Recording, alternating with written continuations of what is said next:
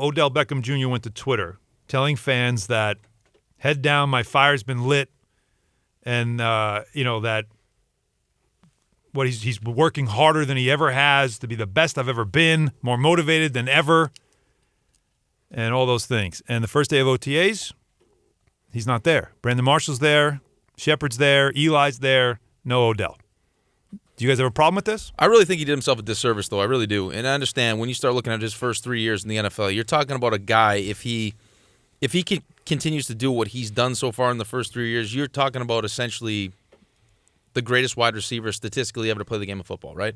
Yeah. So I think a little piece of me has to feel like he does love the game of football in order to be that successful. Like, you can go in and be so talented that you could be great. You could be a Pro Bowler, but you're not going to be historic if you don't love the sport, if you don't put in the time and effort. And everything we've heard about him. I don't know. You can love what comes with it. You can love the show.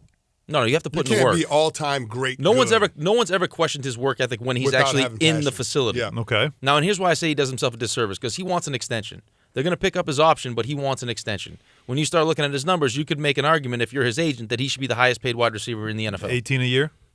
At least, yeah. Like Right. that's the number you're looking at. At least? Okay. So, and he's young and he's in his prime. The conversation after that playoff game from everyone surrounding the New York Giants was, enough is enough. Owner said it, general manager Time to said grow it, up. Right. coach said it. We need you to take that next step. Yeah, we love the production, but you are at some point going to be the face of our franchise. Eli Manning's going to be gone. You're the best player. You're the most marketable player. You got the endorsements. Like, we need you to be a leader. Now, not necessarily a vocal leader, lead by example kind of guy. And I think you're more likely as an organization to invest that kind of money in a guy that shows you that he put in the work as a person to be that guy you're talking about, to be that leader. And if I'm him, the game he had against Green Bay was unacceptable. The boat trip, the fact that he chooses a place where everyone could see where he punches a hole through the wall, right, is enough is enough. And how excited would you be to come back? Like, I was pumped. Like, the first day of camp, I was pumped to get to see the guys, tell stories, what you do in the offseason. You added Brandon Marshall.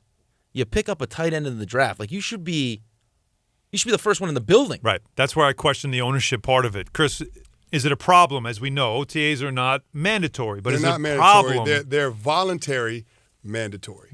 Basically, you can't come out, the coaching staff, Suggested. anybody with the organization can't suggest that they want Odell Beckham Jr. there because it's voluntary. They can't kind of put pressure on him through the media or through telling his teammates anything that suggests that he should be there. If you are coaching the New York Giants right now, and you put a list together of guys you would hope would be at OTAs, especially the first day OTAs, would Odell Beckham Jr. not be at the top of that list? Of course, because he's one of your best players, if not your best player on that roster. So you want him to be able to set the example.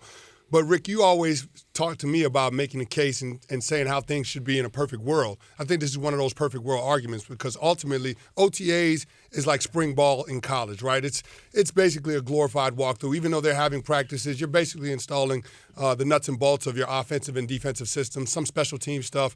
But, I mean, you're still a long way away from training camp and away from the regular season and getting those things. I mean, these guys are going to have 5 or 6 weeks of summer vacation before they come back and get back going with training camp. So it's not necessarily about, Odell missing football per se, but it's just about the optics of it and about sending the right message to the locker room and to the organization.